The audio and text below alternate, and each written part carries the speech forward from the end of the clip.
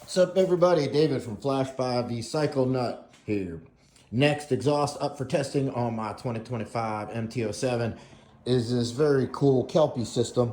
I had a couple people reach out, ask me if I would test it. I've tested them on other platforms and I've always liked them. They are loud. I mean, you look at the canister, there's not a lot to it, but they always have a cool look. Always look really clean. Usually make good power. I'm expecting the same thing on the MT07. Weighed in at about 7.5 pounds, so nice and light. It's got quality tapered headers. So if you're not sure what that means and you've heard that word taper, what does that mean? So if you look at the tubing, it starts out from a smaller tubing to keep up the velocity, exhaust velocity as it comes out of the head, and then goes to a larger tubing for increased flow. So these usually work pretty well. Nice, cool looking welds on the collector, and then this very industrial-like looking can. So instructions are online. It's an MT07. They're really usually pretty easy to put on. Collector's numbered. The main header tubes are numbered. Should be really easy. Get this on, and we'll do all my normal street tuning, dyno tuning, sound levels, sound clips, all the good stuff that I always do for you guys, and we'll see how it performs. And just in case you didn't know, they're out of Australia. Not really a super popular exhaust in the United States, but I'm surprised, especially on like an XSR 900 or if it was an XSR 700. Their styling really looks absolutely perfect on that bike. But I think it will look really good on this MT07 too. So let's see. And just like that, it's on. It took me about a half an hour total. Everything went really straightforward. The back on the bracket just hangs to the stock exhaust bracket. It only has an O2 bung for a narrow band, so I had to use the adapter to put my wide band in there. They do include a cap or a bung hole cover to put in there if you get the flash, and when I disable the O2 sensor, so you completely remove that and give it a really clean look. I think it looks great. I'm sure it's going to be loud. Let's do the first start.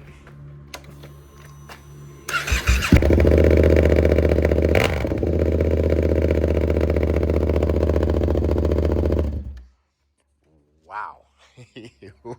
That's aggressive. So it did come with a DB killer, so I will try it both with and without the DB killer, and we'll get all that normal stuff going.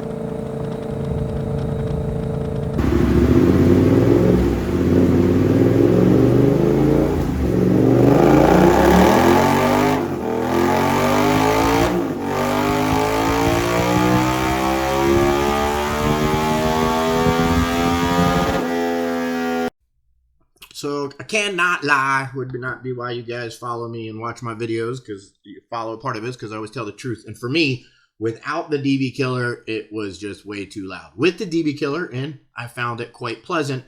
And as we'll see in the dyno runs, I kind of prefer how it runs with the dyno killer, with the DB killer in it anyway, or it's really close. So run it however you're going to want to, but as you'll see, I'll show you that the air fuel ratio with the DB killer in versus out is drastically different. So I will need to know that when I set up your ECU, and you can put that on the flash information sheet that you send in with your ECU. So let's get to the dyno runs. Other than that, the bike ran great.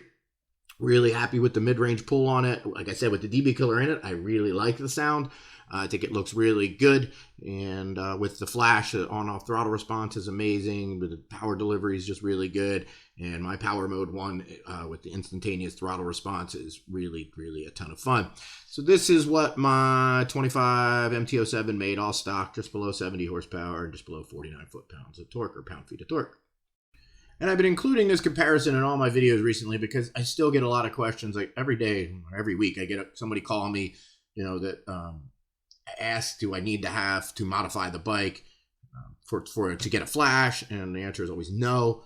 I don't make you modify your bike around my flash. I set up all of my mapping around your bike. So if you're the type that likes to leave your bike stock for whatever reason, I still can get you excellent results with the flash. This is what it would look like at full throttle comparing with the stock ECU versus with my flash, but unfortunately I can't quantify part throttle gains and just how much better the bike feels, how much smoother it is, and how much more fun. So let's see what happens if we add the Kelpi exhaust into the equation. So what we're looking at here is the red line is the all stock bike with my flash. And then the blue line is if we add the Kelpi exhaust with the DB killer in and added my mapping specific for it. You can see we get a nice bump on top, nice little bump in the mid-range.